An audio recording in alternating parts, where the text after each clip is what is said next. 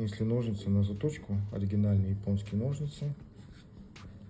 После падения новые ножницы упали и, к сожалению, перестали работать, не закусывают. Вот. Сейчас исправлю, и они будут работать. То мнение, что после падения ножницы нельзя восстановить, этот миф я сейчас развею. Ножницы после падения восстановлены. Было поведено одно полотно, вот это вот. Его исправили, линия поддержки тоненькая осталась, хорошая. Конвексная заточка. Вот. Ну, соответственно, проверяем, да, что они режут пятки до конца. Прекрасно срезают. Вот так вот.